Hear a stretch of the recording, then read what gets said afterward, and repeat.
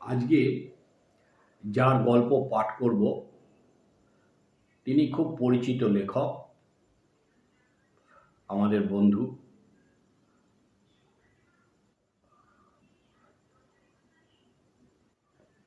বিভিন্ন little magazine এবং খবরের কাগজে গল্প লেখেন আর কবিতাও লেখেন মায়ের সাজে।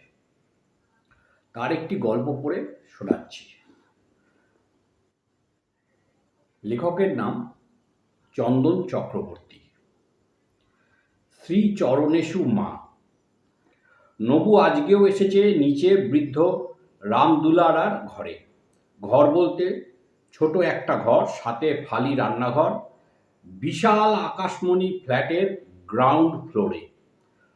নবু চৌধুরীর শর্ত, টপ ফ্লোরে 4 BHK দুটি ফ্ল্যাট, আর এই রামদুলারার মাথা গোজার ব্যবস্থা।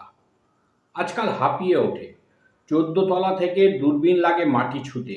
বড় একা, বাবা মা আসে ছবি হয়ে, কেউই চায়নি যতই ভাঙুক তারা কেউ চাননি এইটি প্রমোটারের হাতে যাক, কিন্তু তাদের মৃত্যুর পর ভুতুরে বাড়ি। তাই কেন জানি রামদুলারার কাছে দুদণ্ড মানেই প্রাচীনকে খুঁজে পাওয়া, বাবা মাকে কাছে পাওয়া, সেই পুরনো গন্ধ। রামদুলারা নিজে চা করে, যেন মায়ের হাতের ছোঁয়া, সেই ছোঁয়া ছুঁতে চলে আশা।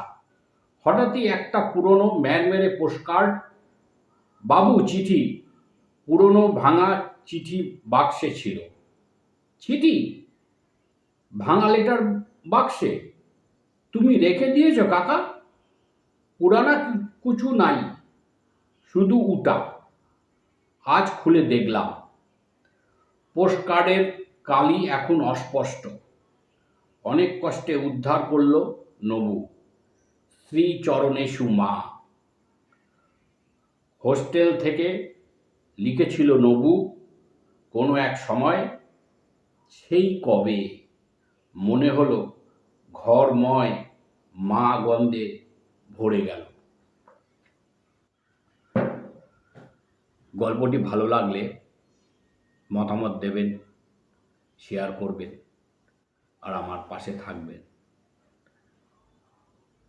আমি আমার নিজের গল্প কবিতার সাথে অন্যেরও গল্প কবিতা পাঠ করব নিয়মিত। নমস্কার, ভালো থাকবেন সবাই।